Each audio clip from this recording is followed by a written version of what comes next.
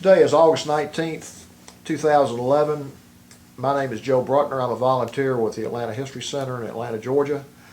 With me today is Tony Hilliard, who is also a volunteer with the History Center. And we're honored to have with us Phil Enslow. Phil is a veteran of both the Korean War and the Vietnam War, and he's agreed to come in here today and tell us his story in connection with the Library of Congress Veterans History Project. And Phil, we're really honored that you would come in today and really appreciate you taking your time to come in and tell us your story. Would you give us your complete name and current address, please? Yeah. Philip Harrison Enslow, Jr. I live at Atlanta, Georgia, 30324.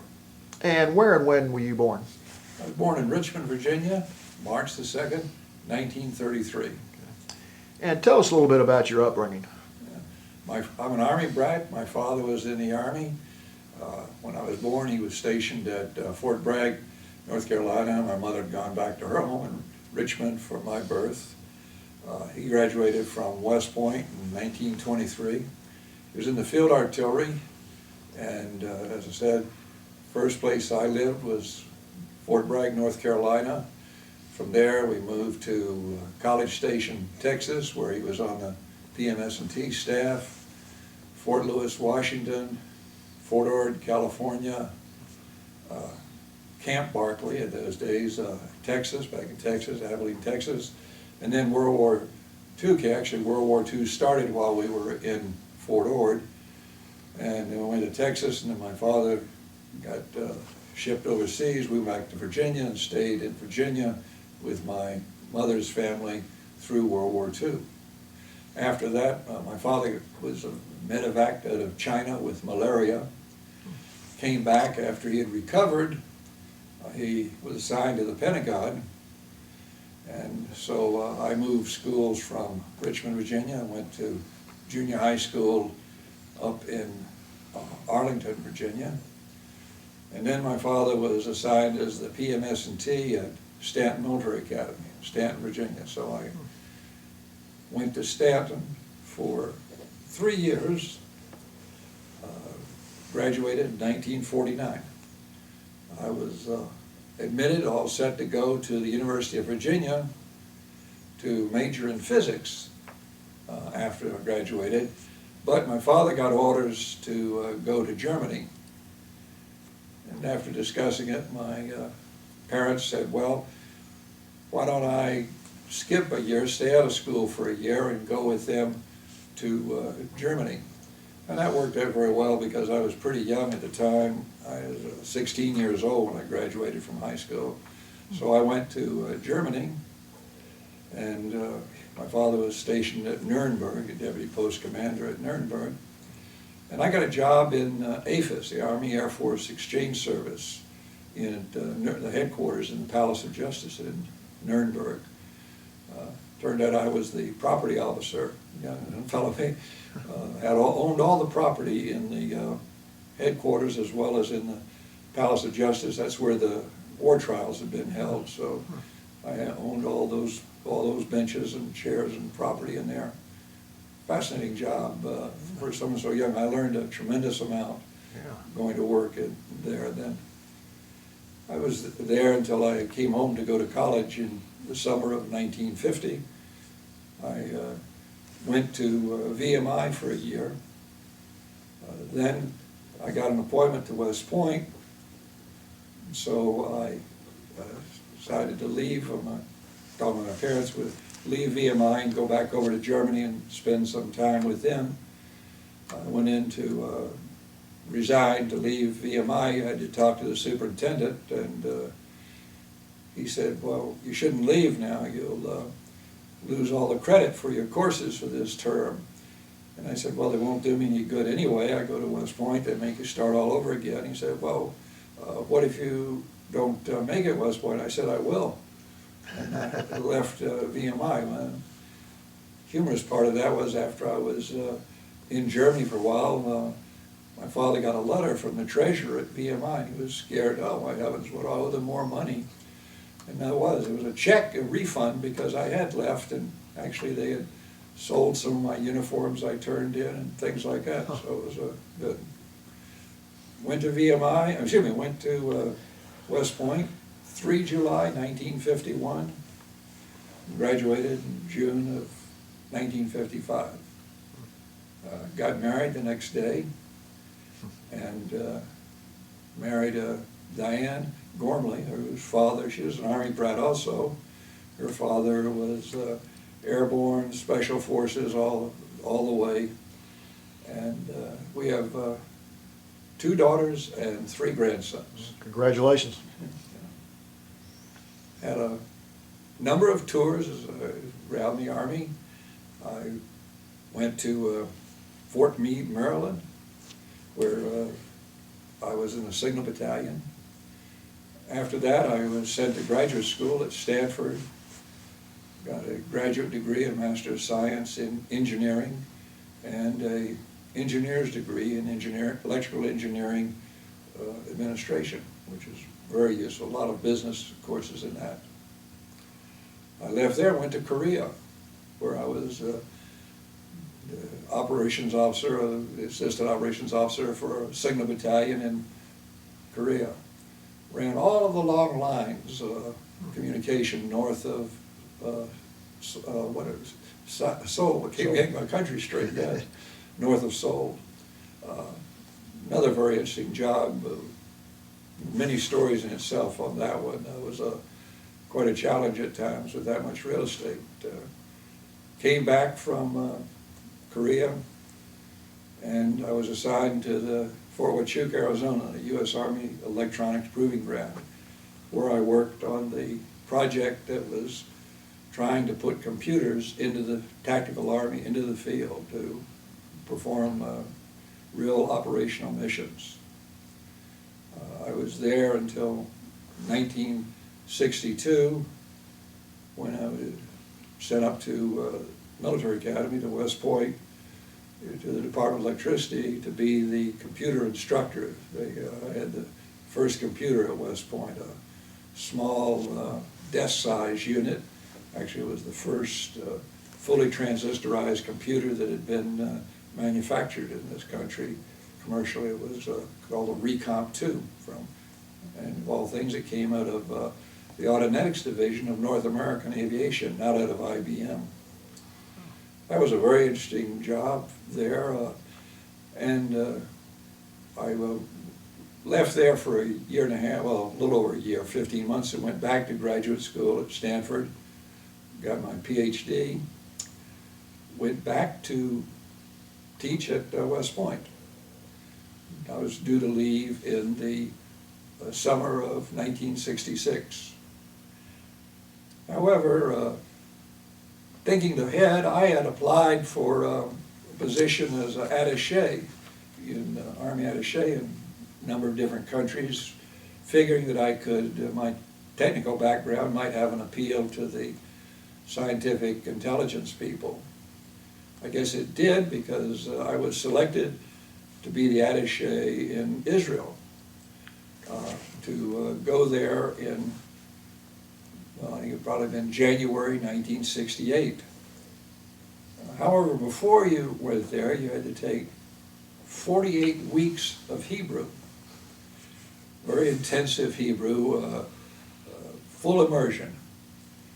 And that didn't start until February of 1967, so I was extended at West Point for 6 months, and I was an extra person. Well, looking at all these things, looking at my assignment to as the attaché in the future, and having to go to, well, basically a year of Hebrew, I saw that I was going to have a hard time fitting in the Command and General Staff College courses there. So, get that out of the way, I took it by correspondence during the summer of 1966, because I was an extra person at the Military Academy. Actually, I had nothing to do. My boss was quite happy that I was usefully employed. Spent all day working on the correspondence course. I do believe I probably set some record for how the shortness it took me to finish the whole course. Had a lot of problems with Fort Leavenworth mailing me material fast enough to keep busy. Now, part of doing it by correspondence, how a lot of reserve officers do that too, but you have to go to Fort Leavenworth for a residence period. I've forgotten whether it was 2 weeks or more. So I was going there, TDY, en route to go to language school. Language school was going to be upstairs above a Walgreens drugstore in downtown Washington, I believe. There were only 2 students, myself and a Navy commander who was on his way to Israel also. Would have been an interesting experience. They invited your family to come any day they could, said bring your children, we want everybody to feel comfortable with the language. So I was at Fort Leavenworth, January of 1967, and what happened? Well, the Israelis had another war. So they called up the attaché that was there, and they told him he'd been extended for a year, and I think they told him, your family's going home tomorrow. So there I was with nothing to do. And what do you do with a signal officer, or just about any officer in 1967 that doesn't have an assignment? You send him to Vietnam. So personnel people called me up at Fort Leavenworth and told me that my orders were changed. I was going to Vietnam, not to language school. And so I said, well, fine. Not much I could do about it anyway, really, but I had to go back to West Point to pack up, clear the quarters, move my family. I said, oh no, you perfect personnel foolishness. No, you can't go back. You're closer to Vietnam now, so you must keep going. After some perhaps fierce arguments, they said, well, all right, we will send you TDY to West Point on your way to Vietnam. I thought it was very interesting to go TDY to your own home station, but that's the Army method. So I went back to West Point. We packed up with quarters, furniture, and everything else, and took the family to San Diego, where my wife's family was located, and they were going to spend the time when I was in Vietnam. And I went down there, and from there I went up to Travis Field to fly to Vietnam. On the flight there, swapped stories and lies with another Signal Corps major who had just left the WACA, the White House Communications Agency. And those are some stories well worth repeating.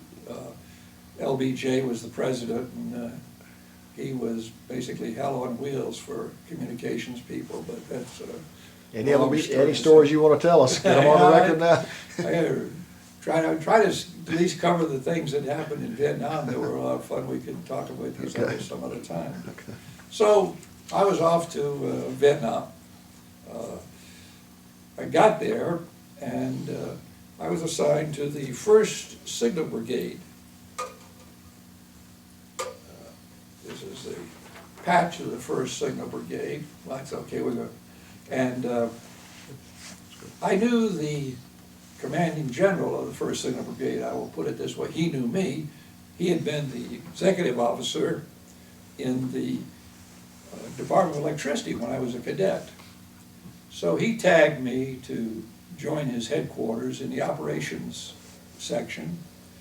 A great place to get to know the overall situation really fast. Within the first full day, I guess the second day in country. Now, where were you located? This was in Saigon. Okay. 1st Signal Brigade headquarters was in Saigon. And first full day or the second day I was there, General Terry told me, and he said, oh, and you're going with me on an inspection tour tomorrow, going out to inspect one of his battalions that were out in the field. The 1st Signal Brigade had troops all over Vietnam because that was their job, to cover the whole country. So there I was, not even 72 hours in country, never heard a shot fired in Vietnam, and I was out, I still had stateside starch in my fatigues. And I was out there telling a battalion commander what he was doing wrong. I thought I was lucky to get out of that place alive did that, but the general was with me anyway, so I guess they couldn't take any hostages. I was only 2 weeks at the Signal Brigade headquarters when General Terry sent me down to the Regional Communications Group, RCG. RCG was responsible for the long lines, the backbone communications, all through South Vietnam, and the telephone exchanges. And I was there working on the IWCS. This was the Integrated Wideband Communication System.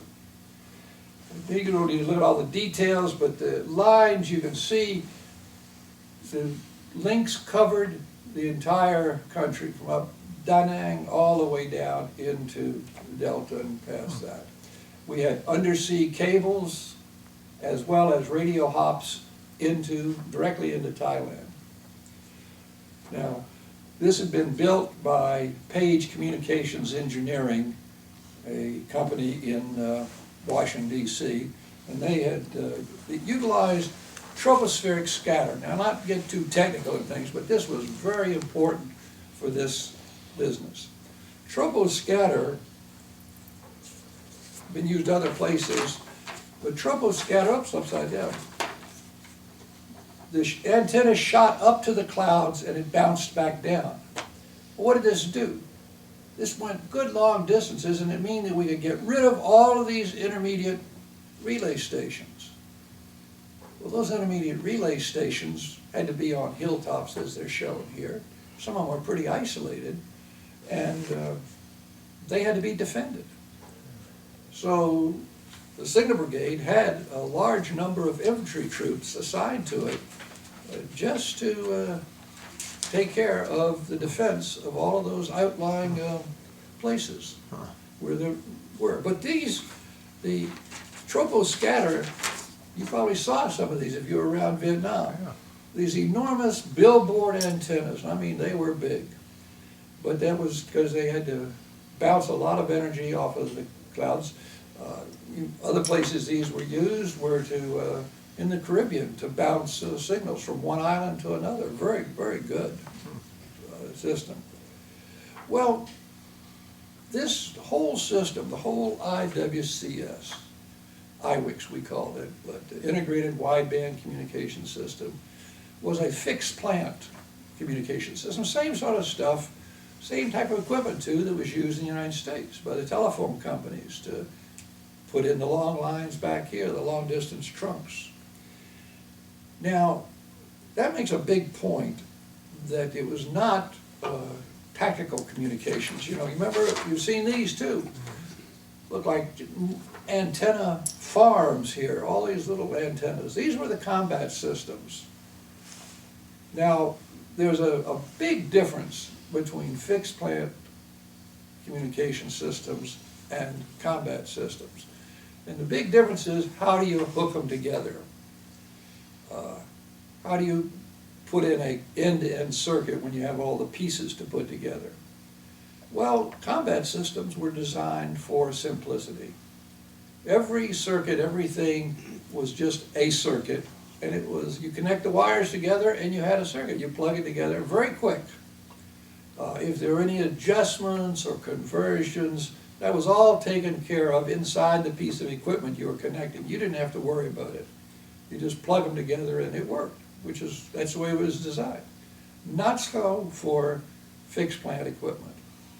Fixed plant equipment, when you connected two together, you had all kinds of conversions, adjustments, things that you had to do and add other pieces of equipment to make this thing work. I'll come back to that in a minute, because our troops that had any training at all were mostly trained primarily on combat systems. They didn't know anything about fixed plant systems. So I put together a textbook, we call it. I should have brought it with me, but it's about 1.5 inches thick. I still have my copy of it. That was used to train these soldiers and explain to them enough about what they were doing so they could do it. And that was fine. every week we had to give the J6 a briefing as to how much progress was being made to activate, to get traffic onto the IWICs. He was an Air Force general, and he was never satisfied, of course. He had a lot of pressure by people up country that were all over him to give him better communications back to headquarters and things like that, or even between two upcountry places. And he did not understand, I mean, he knew something about communications. He was an Air Force communications guy, but he was more, I will call it, combat system mentality. Just plug it, why can't you just plug them together and get going?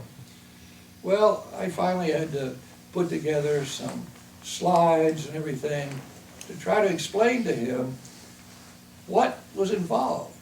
There were at least 9 wired and solder connections that each had to, every node that this circuit went through had to connect. And then test it. And they all had to do it. If you had from here to there, you got 2 other nodes in the middle. All 4 of those nodes had to be working together to get that circuit up.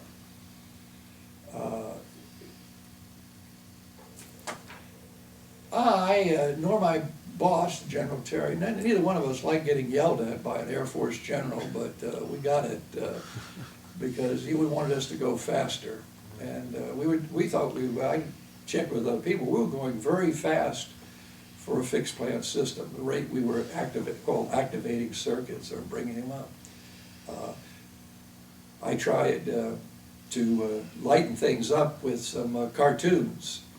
I had a great draftsman drawer in the regional communications group, and something would happen during the week, like they were out in one of those stations that we had, and they were adjusting the antenna, and guess what? The antenna fell over and hit the troops on the head. It was not one of the big antennas. This was a big circular antenna, but not a billboard. One of my real disappointments is that entire file of cartoons, there was one every week, and the entire file disappeared. I think somebody got there before me, and I don't even have a single one of them left, but that's where it was. Further, when I started our job, we would be told by DCA Vietnam, Defense Communications Agency people there in Vietnam, what circuit they wanted from here to there or whatever. And they send that request down to me at the Regional Communications Group. And I had to design, so to speak, tell my troops at each node what pieces of equipment to connect together. And then send that out to all the nodes and get them to go to work together and put it together and test it. And I discovered that there were shortages of pieces of equipment. We didn't have enough pieces of components to hook together some of the circuits, particularly teletype. So here I was, a major, telling Page Communications and DCA, who had designed and accepted the system for the government, hey, you screwed up, you left out some pieces of it. But they worked pretty fast and got me some more pieces so we could do that. Well, that was my job, IWICS, and step aside a minute and talk about what else was happening around here. There was Operation Rolling Thunder. You might have read this. It was a bombing, and it wasn't doing very much good. Secretary McNamara was quite disappointed in the bombing. He wanted to stop all movements from North Vietnam into South Vietnam.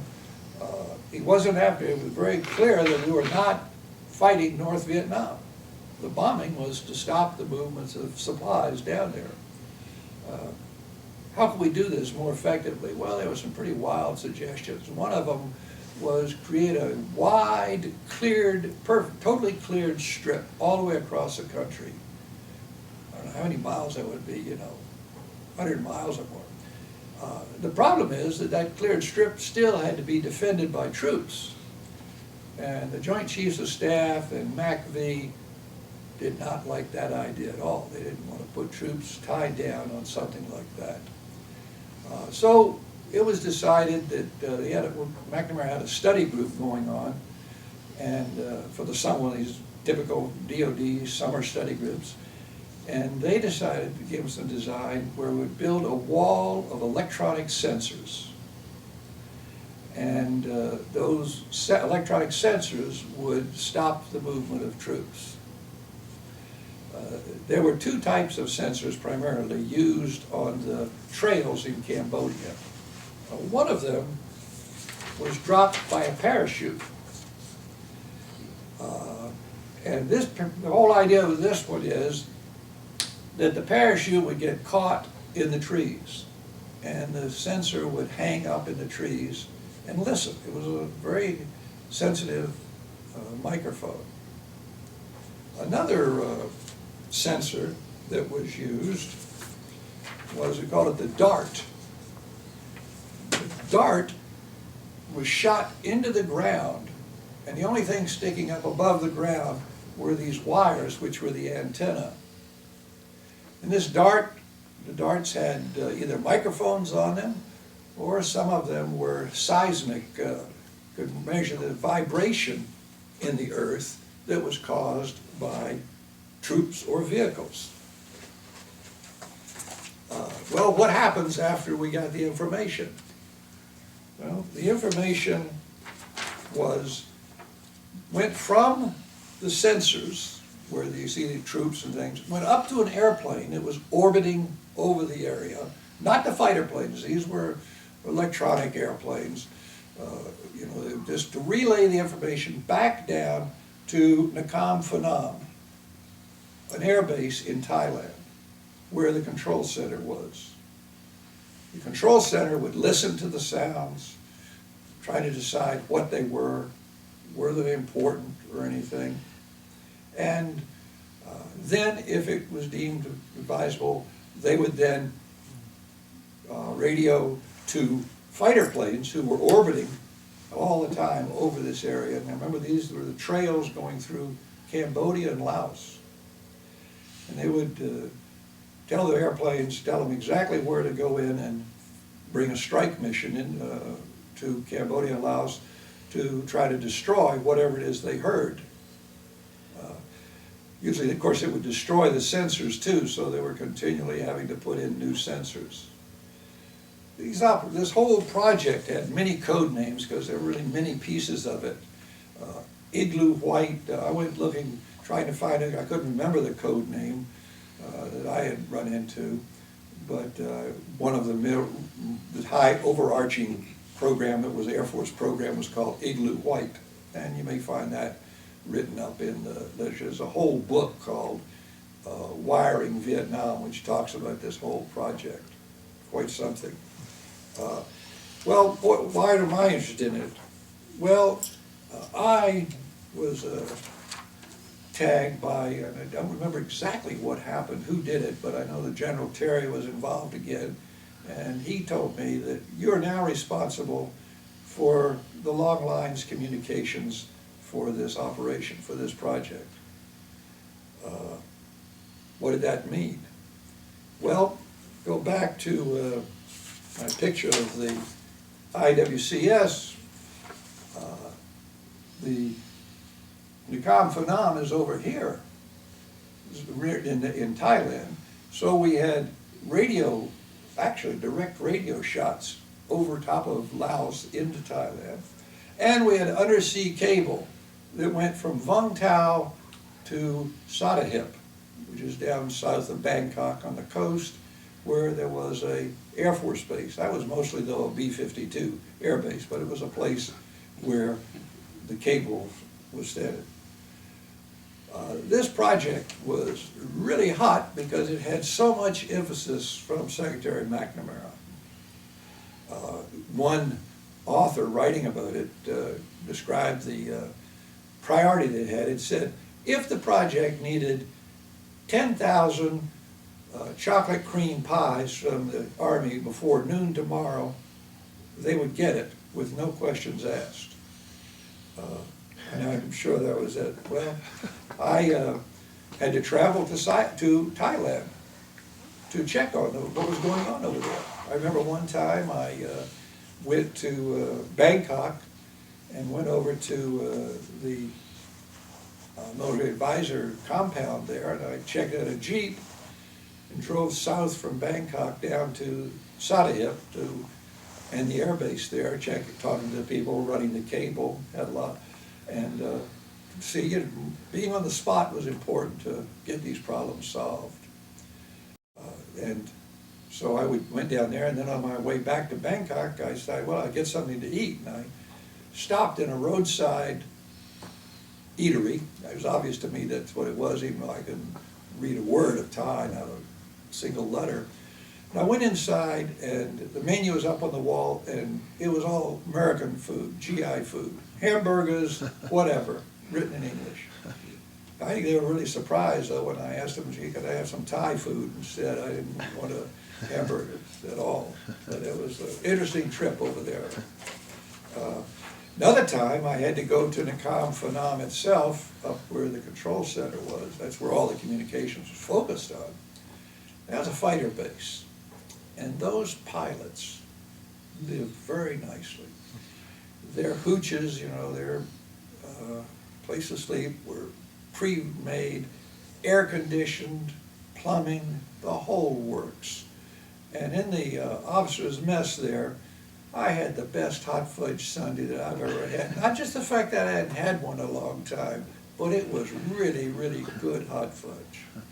Tough life that the pilots had there. A little sidelight, I was in Bangkok on one of these trips and bumped into my West Point roommate, George Burkhart. And he was stationed in Saigon, but he was in Thailand on R&R. And we were sitting in the lobby of a very nice hotel which the Army used there for overnights, and heard a woman calling out, Phil Enslow.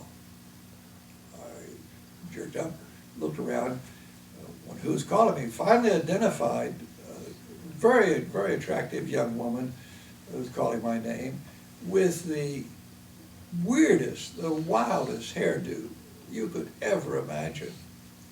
It turned out it was Jill Hallett, the daughter of some very, very dear friends of my wife's family. Her father was in special forces and all the same things as my father-in-law, but he was working for the CIA in Bangkok, and he was taking care of some friendlies we had up in Laos, and well, mainly Laos, some in Cambodia.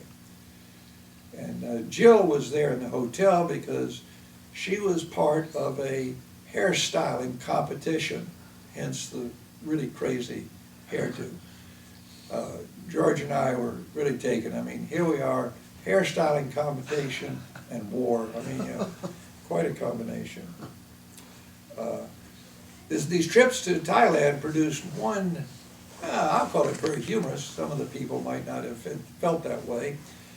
I had to go to Thailand in a big hurry. Now, you can imagine that a set of orders to get to go to Thailand had to be signed by a general officer. And you couldn't, even the group, regional comm group commander, the full colonel, could not write orders to go to Thailand. So I typed up the order request and gave it to my driver and told him to drive out to Long Bin, to where the headquarters was, and to take them to the G2 intelligence boss and get them signed. So he made his way there, a very, very smart young man too, and he got to the general's office, and he met the general's aide, and he gave orders to the general. He said, sir, Major Enslow needs to go to Thailand, and he needs the general to sign these orders. Would you please have him sign them? And the aide said, well, leave him here, leave him here. When we get a chance, I'll take him in. See if the general signs them, I'll get them back to you. And the driver said what he had been told to say. He said, well, sir, Major Enslow needs us to go right now. And he said if there was any problem, I was to be sure that the general got this envelope, and handed him, the aide, a sealed envelope. And the aide went as motions like he was going to open the envelope, and the driver said, "Sir, you're not allowed to open that envelope. It's very sensitive, very highly classified. It was to be opened by the general only." Well, as the driver relating all this story to me, he said the aide scowl wouldn't be an understatement of the anger in his face, but he grabbed the orders and the envelope and went in and gave them to the general. The general opened the envelope and read my note, which described the problem I was having with this code name project, took the envelope and its contents, dropped it into a paper shredder immediately, signed the orders, gave them back to the aide. The aide went back to the driver, gave him the orders, and with even a nastier scowl, the driver said, the driver brought them back. I think the driver thought I was some sort of a god that I could pull off a stunt like that. But needless to say, I immediately got myself to Thailand and took care of that problem. One time, my immediate boss, the group commander, full colonel, asked me, he said, "Phil, don't you need somebody to carry your bags in Thailand?" And I told him, "Sir, if I was my choice, I would love to have you go along. Sometimes when a full colonel would be a big help on these trips." Of course, I also had to remember he was my rating officer, so I had to keep on his good side, but he never got to go with me. So I was coming back. I just come back from a trip to Thailand. Phone rang. General Terry again, bless his heart. I should say, just quick interjection, General Terry and I both had several interactions after we both had retired from the Army too, so it kept on going. But General Terry called me up, he said, "Phil, you are jump qualified, aren't you?" Now, who, especially what soldier, would ever answer a question like that? And there was silence. And then General Terry said, "Oh, it doesn't matter. You're now the signal officer of the 173rd Airborne Brigade. Get up there right away and see what you can do."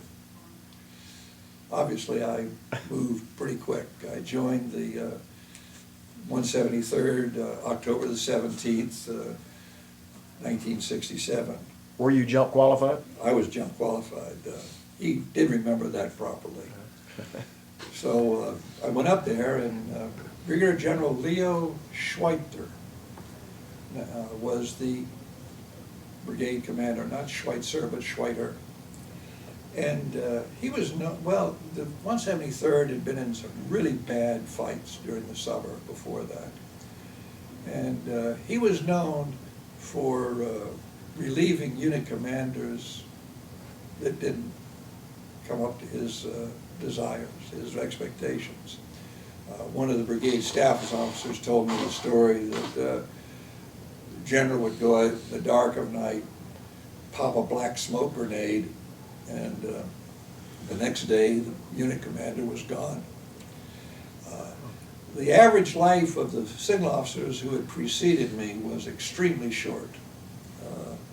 Some of them less than a month. My only claim to fame is that I stayed there until I rotated out of country. I found the general to be a very smart, very fair, level-headed person to work for, but he also had some pretty high standards. I had, well, this was a lull in the battle. We were re-equipping and training, you know how that happens, and this is now October, end of October, 67. I had some fun with my father-in-law. Remember, Airborne Special Forces, a veteran of the 187th Airborne in Korea, a whole bit. And I don't think he ever really accepted the fact that his daughter had married a signal officer. But I wrote him a letter, and I said to him, I said, you know, they really needed the sophistication and knowledge of a signal officer at this unit. First thing I had to do was straighten out the wine list in the mess, in the brigade mess. Another time when we got into the battle later, Battle of Dak To, I'll talk about in a minute, I sent him another one. I said, you know, George, it is really bad. We haven't even been able to unpack the Nuremberg China for the mess. He knew he was being ridden bad. But 173rd had been in the first Battle of Dak To, which was during the summer of 1967. Dak To was in a valley running east and west, and to the west it ran right up to the border where Cambodia, Laos, and Vietnam all came together. It was a super highway for troops who are coming down from the north through Laos and getting into Vietnam. That first battle, the 4th Division had been involved, other units, bad casualties in all of the units. Nothing really decisive, except it seems that the North Vietnamese just left.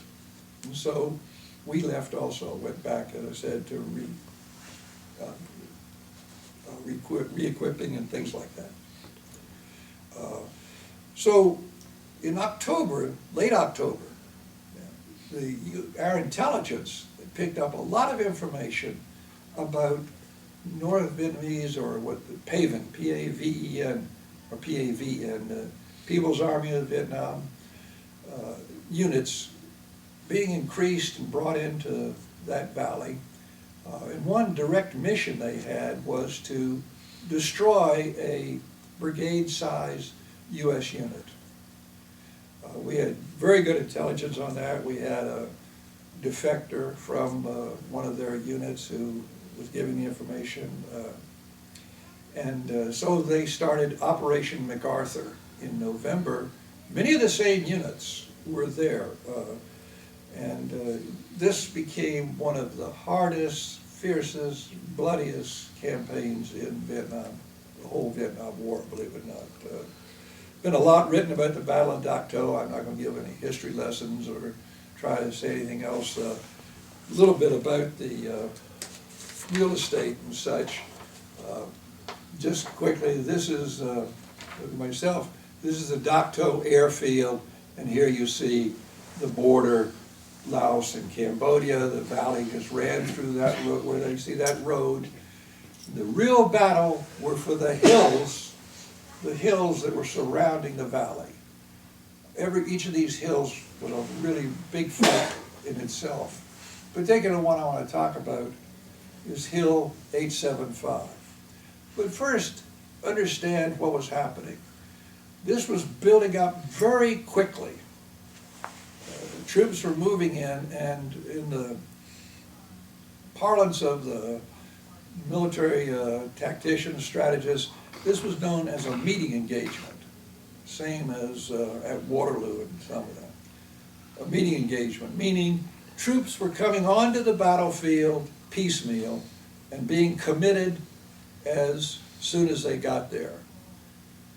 A perfect prescription for lots and lots of casualties. C-130 full of troopers would land at the Dak To airstrip. They would immediately be put into choppers and inserted into the battlefield. Pretty bad. We had so many casualties. All the colonels down in Long Bend looking for something to do started screaming at us, why so many casualties? Many of them flew up, took a quick look around, and immediately went back to Long Bend. They didn't care to stay around with us much, but we did have a number, I'm going to say probably over 10 newspaper and magazine correspondents descend on us. And that's all we needed to do, was to take care of these people when we had enough to do to take care of the troops themselves. But we managed to get through that. I said it was a battle for the high grounds, a battle for the hilltops. One of them was Hill 875. One of my Signal Corps photographers took a great picture of Hill 875 up on the top. He got awards for this picture from a photographic point of view. He also received the Bronze Star for Valor for his actions on that hilltop. I keep a copy of this photo on my wall in my office just to remind me what war is like. These shiny objects right here are body bags.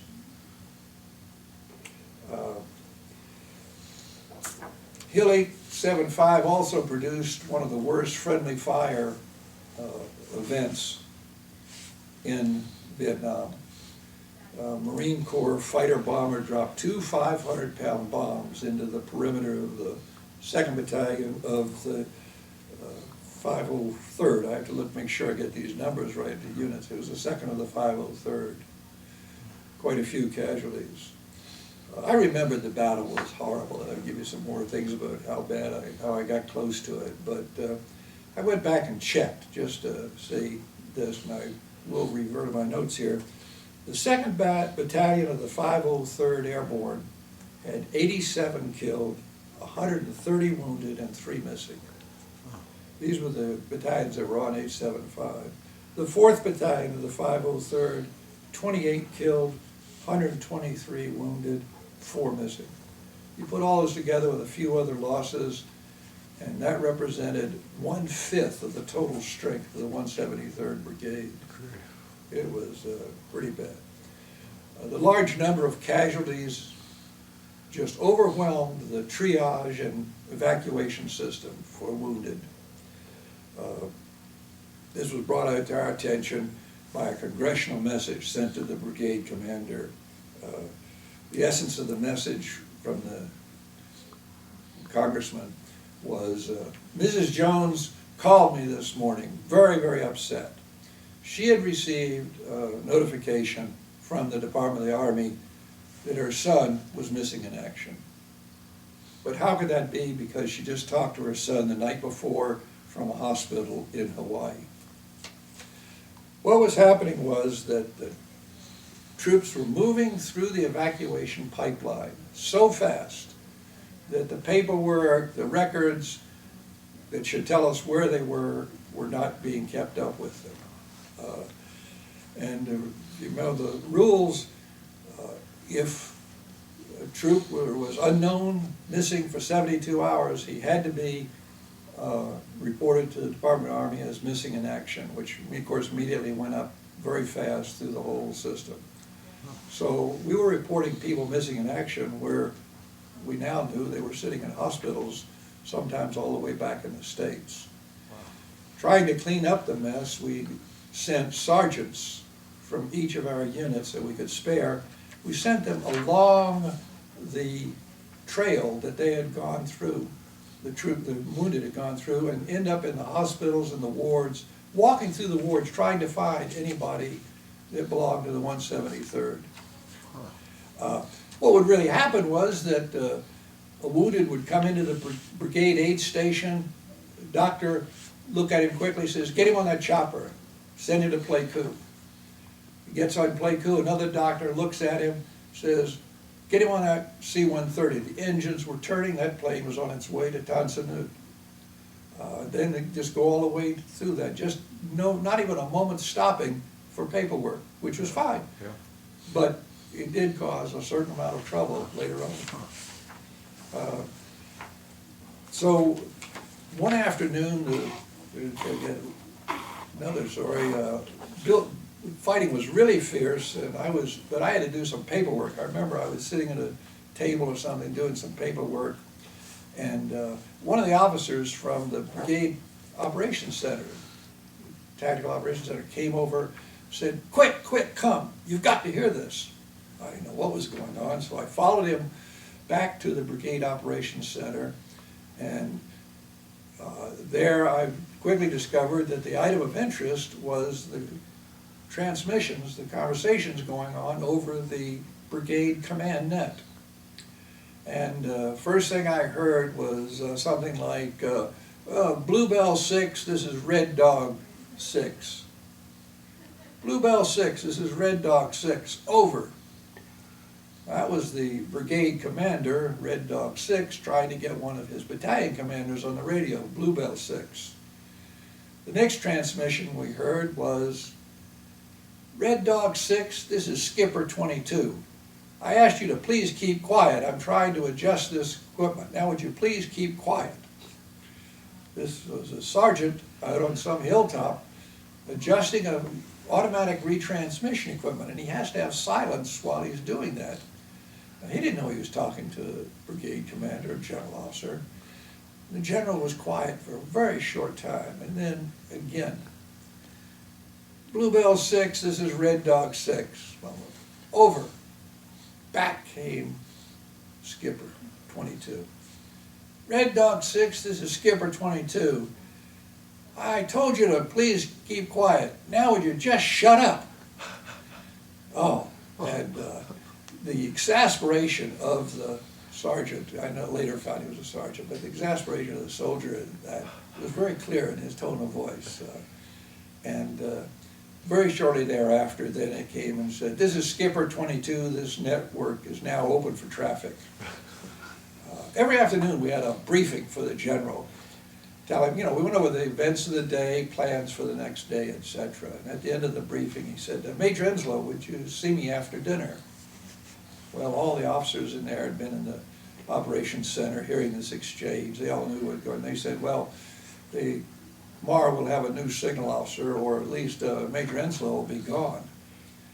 So I didn't eat too well that night. My last supper, I guess, I went to reported to the general in his tent, and he said, "I imagine you know what went on today on the radio." And I said, "Yes, sir, I heard some of it."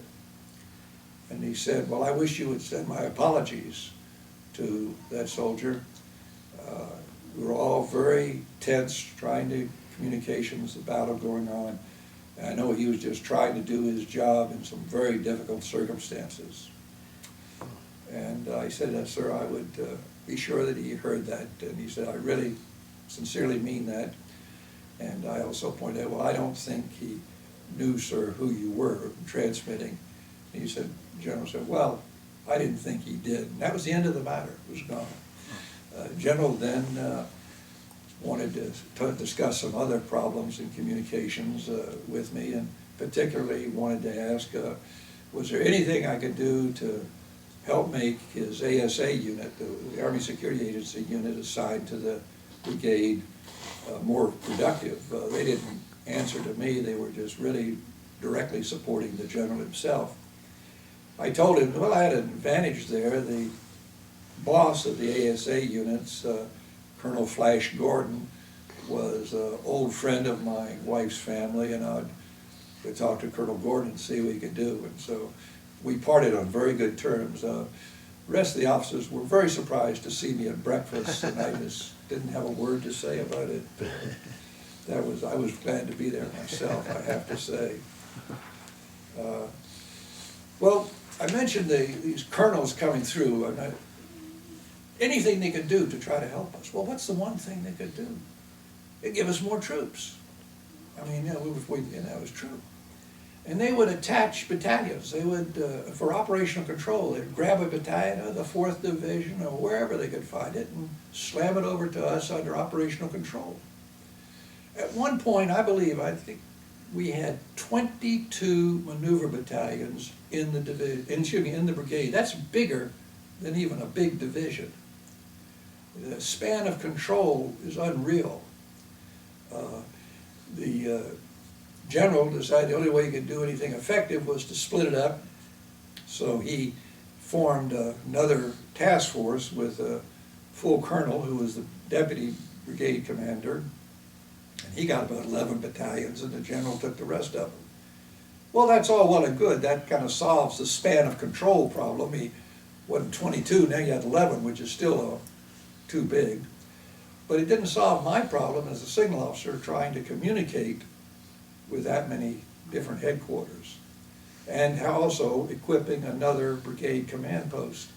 I was scrounging, stealing equipment wherever I could find it, troops to help us. We did manage to do that. Things were moving so fast that we did get rid of those battalions, so they went back to their own unit, because sometimes their own headquarters would come into the area of operations, and that would be fine. While I was at the 173rd, I had several experiences with good old Agent Orange. Sometimes my chopper that I flew around in would be, or I would be using the one that was a spray plane. I would get Agent Orange splashed on me by the crew while they were filling the tanks. I imagine they got it on themselves too. I'd be soaking wet with Agent Orange. And I also got sprayed by Agent Orange when I was down on the ground. The battle was so chaotic, I couldn't find fault with the pilots who couldn't keep track of where the friendlies were and the enemy and what they were supposed to, but later it did have some effect on my skin. Really? Another day out in the chopper, I first got into a lot of flying in helicopters when I was at Fort Meade, Maryland, but nothing like being with the 173rd. This is the only way to get around in the battlefields over there. I was out flying over the area of operations, and I'm sure there's this technique we're trained called thump and crack. You would hear the thump of a rifle going off and then listen for the crack. Well, if you heard the crack after the thump, that meant that the person wasn't even shooting towards you.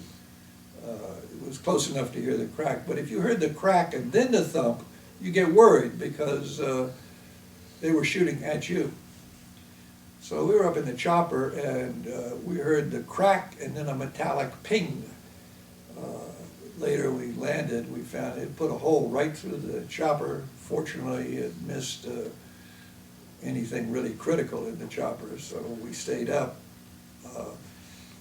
I grabbed my rifle and started spraying the woods where I thought he might be. I couldn't see where he was, but when I flew, I usually tried to grab a rifle to take with me. I was in the, just because it was so much more effective than the pistol that I was issued to do that. Another day, I was out flying in a chopper, and I looked in the back and looked at the door gunner, and he had a peace symbol on his helmet. The words, make love, not war. Now, I didn't doubt his abilities or even his loyalty and everything, but I just wondered if his sentiments would cause him to hesitate just a split second longer than he should before he started shooting back at somebody that was shooting at us. So Bill Hornsby was the brigade aviation officer, and he and I sat side by side at the mess, and I said, Bill, I told the story to him, I said, I just don't really feel comfortable. I don't want to say anything against the young man, but I just soon not have somebody that wearing a peace symbol. He understood. I got a new door gunner, but that was fine. My last episode with the chopper was I was happened on November the 12th, and I was flying back to the brigade headquarters. We were flying parallel to the airstrip, and we were north of it. Now, just on the south edge of the airstrip was our supply depot. All of our food, primarily, and really some of the ammunition, too. And during enemy shelling, mortar attack, a mortar round hit 2 Connex containers full of C4 explosive. They went off with a fireball, the whole works. The crater was 40 feet deep. The shock wave, they said, knocked over soldiers who were a mile away.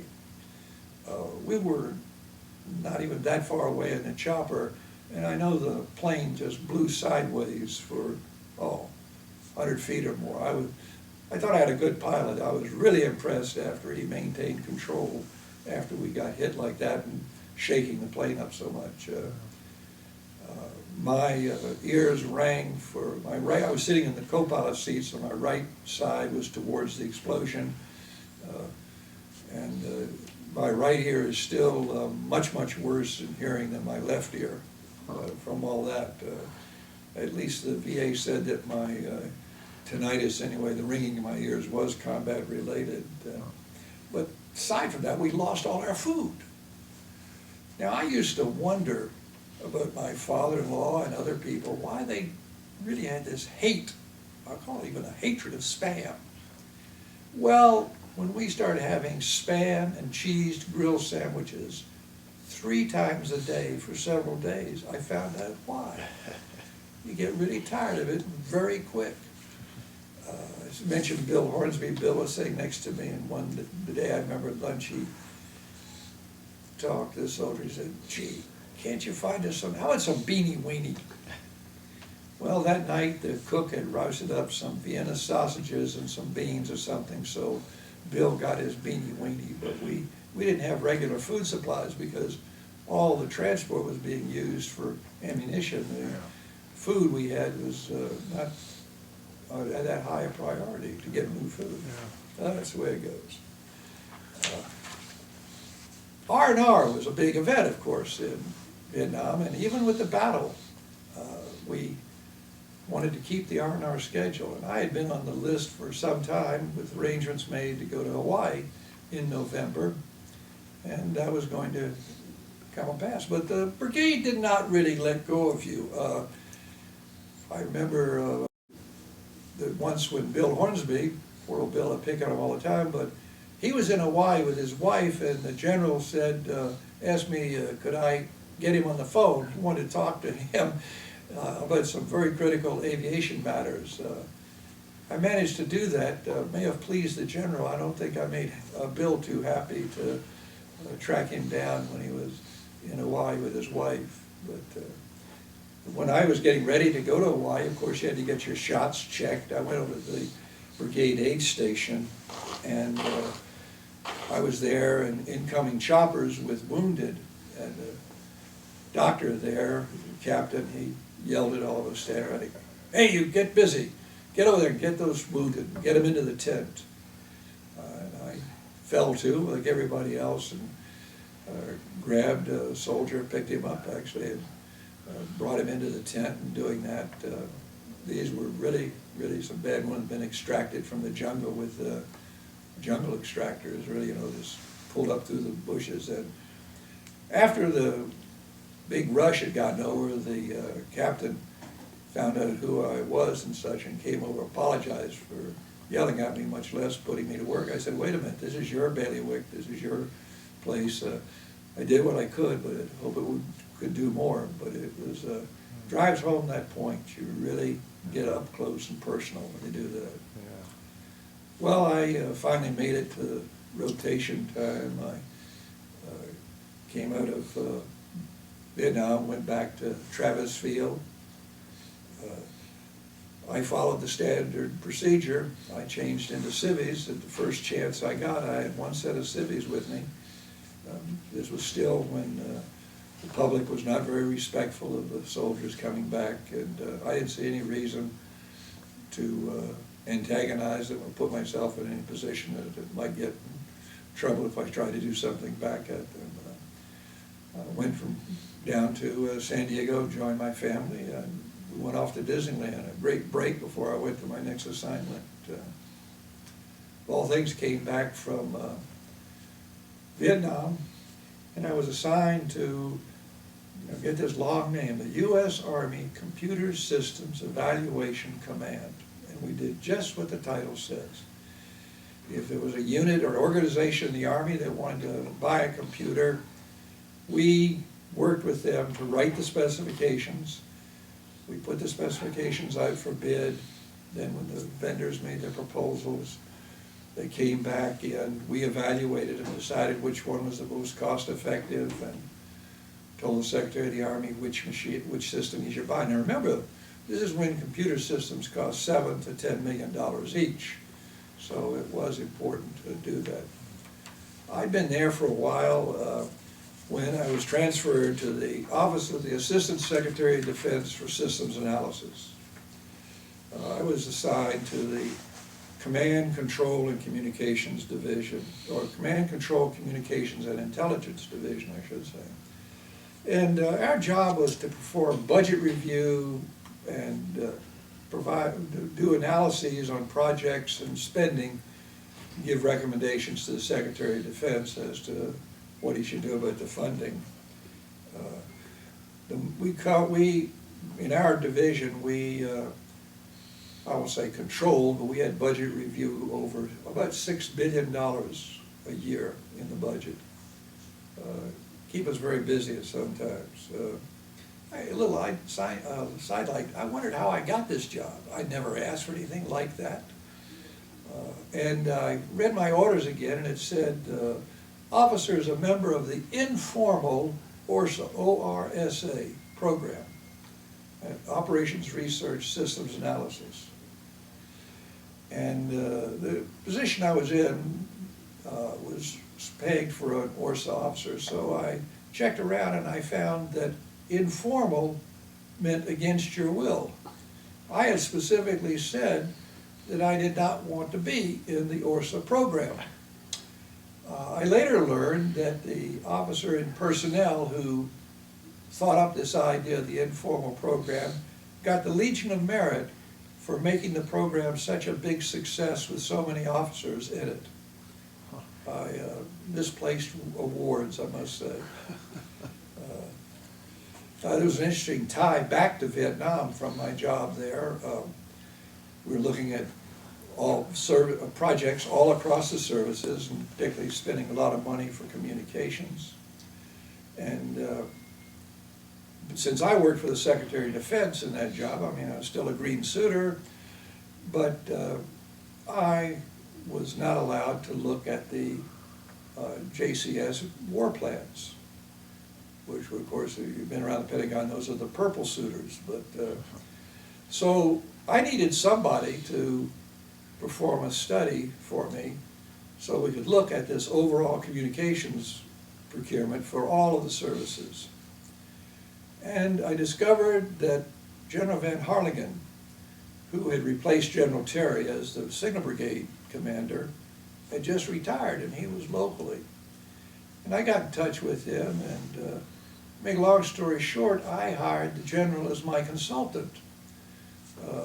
He was a consultant to Lieutenant Colonel Enslow, but he, not being working for the Secretary of Defense, he could go into and being a general officer, he could get in places I could never get near to. And he assembled a team from all the services and produced an absolutely wonderful study that I was able to give to the Secretary of Defense, because using the justifications that the services had given him, he was able to see that they needed, I will say, $6 billion worth of equipment, but they were only budgeting for $2 billion. And we kind of said, something's wrong here, and because if that's what you really think you need, why aren't you getting it? But that's another story in itself. My boss in the division had left. He'd gone over to work for the National Security Council in the Executive Office of the President. And so my boss above him, the civilian, had me in. He said, Phil, I'm pleased with your work, so you're now the chief of this division. Well, mixed blessings. I was a lieutenant colonel filling a civilian spot that had the equivalent of probably 2-star rank in the services. Sometimes it would get a little dicey. I still have in my files a handwritten note from the Vice Chief of Staff of the Army, handwritten in rather violent way, you might say. He was very upset about a decision that he was probably correct, that he traced it back to me. It was a decision by the Secretary of Defense, though it wasn't my decision. But that was what I did until I did the most cost-effective thing, maybe the only cost-effective thing that group had ever done.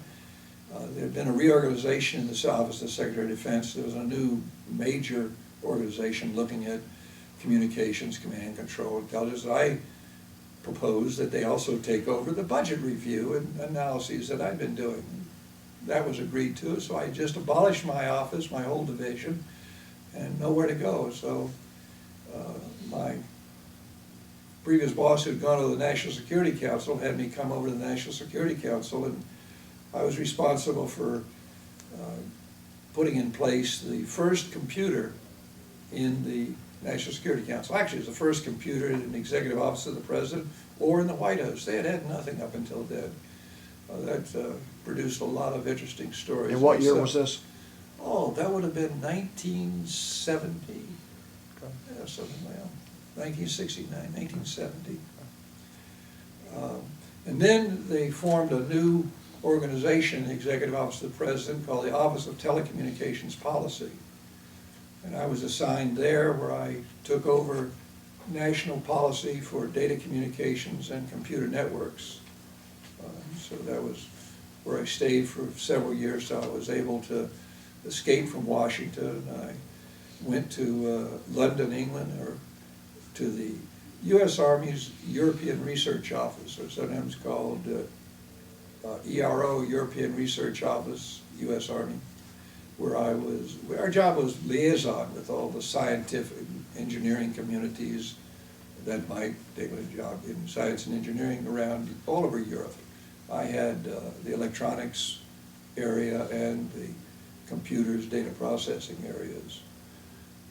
I stayed there, then I had long discussions with my boss of the office there, even had discussions with the commanding general of the Army Materiel Command, who was above us, and the general told me all these great jobs he had planned for me, and I said, but General, don't they all require somebody higher ranked than me? And he had to admit, the trouble was, all the jobs I was qualified for required somebody that was either a brigadier general or a very senior full colonel, and I couldn't see anything to do, so I retired in August of 1975. Okay. And went to Georgia Tech, where I joined a professor in the College of Computing, specialized in networking, telecommunications, computer networks.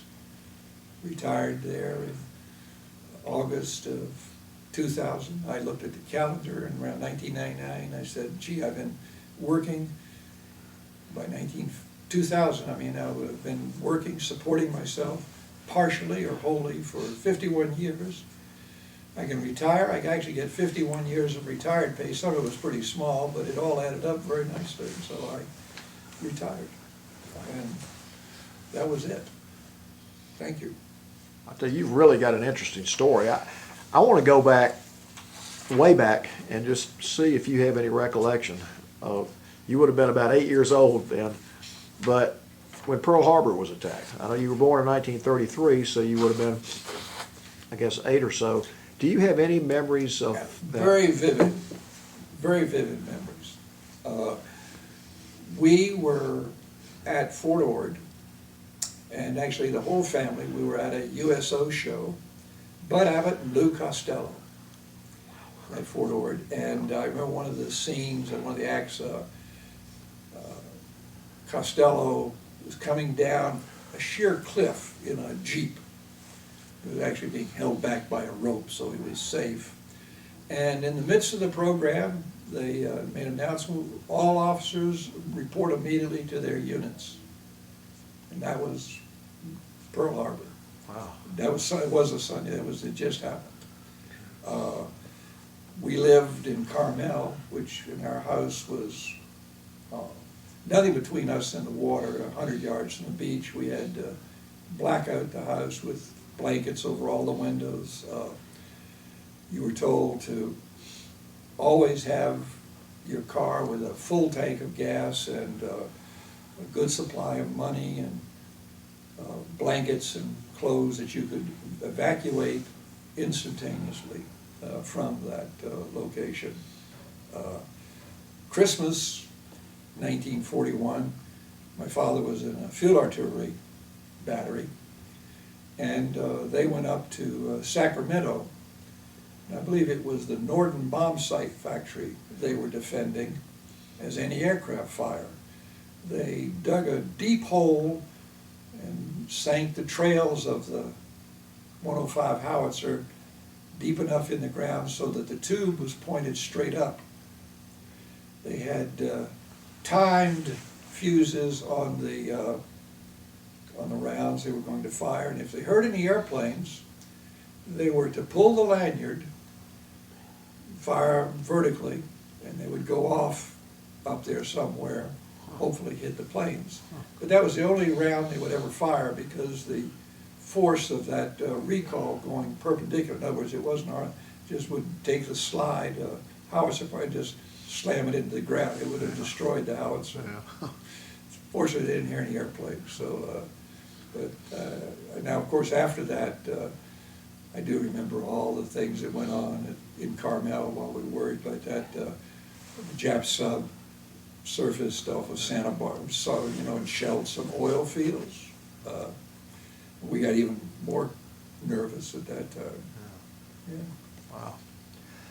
And one question I always like to ask Vietnam veterans, and you touched on this, you may have even answered the question, but did you experience any incidents with civilians when you did go around in uniform after coming back from Vietnam?